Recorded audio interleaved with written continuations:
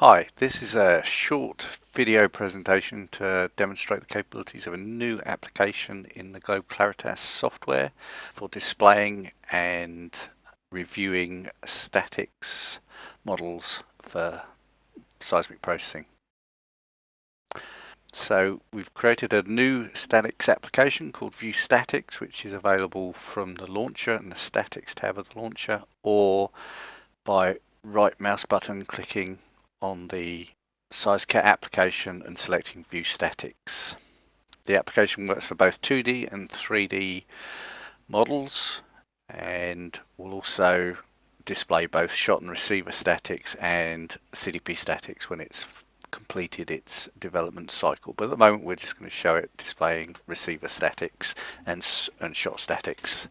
So if I click on the ViewStatics button on the launcher and then slide down and select a suitable data set. So at the moment what it does is it takes information that's held in the .shift file to identify the associated geometry with that statics module, as it needs some information from the geometry file at the moment as well. So older static shift files may not have the timestamp there that's required to demonstrate which geometry database is needed to display the data, and what we will try and do as part of the development process is allow users to select a suitable geometry database to utilize with the model. But at the moment it's basically just taking information from the shift file itself, finding the relevant geometry model and displaying that. So if I click open, it'll bring up a map display of the static shift files. I can stretch the display to enlarge,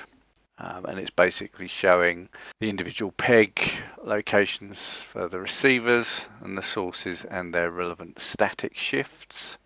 And you can see the eastings and northings and peg values through there with the color bar showing the range of shifts that have been calculated or being displayed in the map display. I can also basically then click on the XT display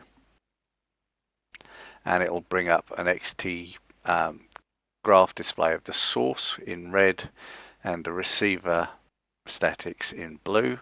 It will also basically display two receiver lines or user controlled number of receiver lines either side of the current displayed receiver line, and it basically displays any sources that are within a defined bin of that receiver line. So I can click up to add more or down to take some out. So see, it displays that, and then if I want to display a different receiver line, I go onto the map display, click on it, and it will display that receiver line and the sources closest to that receiver line, and with the relevant receiver lines to either side of the one you're displaying, so you can see the trend and how the statics are behaving across the survey. And again, on the XT display, you can see as you hover your mouse button over the different statics, it will give you a rough idea of the distance along the receiver line, the static shift being applied at that point, and the receiver peg number. And in terms of sources, it will give you again the receiver peg or the shot ID number for that source and the value of the static shift calculated, as well as the distance along the receiver line. So that's how it functions in 3D. The aim is as well to be able to display 2D lines. Before I move on to that, I'll also show that much like the map display, we can stretch out or squash up the XT display to produce a plot that we like the look of.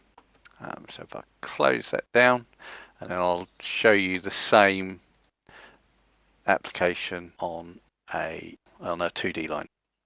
And again, I'll go from SizeCat for this, so I'll click on that shift file and click View Static Shifts, and it will bring up the shift file that we've got. I can click the XT display and it will show all the statics along there. So again, I can stretch it out, squish it up, it that way, so you can see. And again, like I say, it shows the distance along the line, the receiver peg for each of the shifts, and then the source information along the line. So our aim is as well for 2D to make it able to display multi-line 2Ds so that you can select a number of different shift files and display them all in the map interface, and then use the XT display to look at the individual lines static shifts and see how they look in terms of source and receiver. This application will be available for users to test and play around with in the next beta release at the end of current development sprint, which is the end of June basically.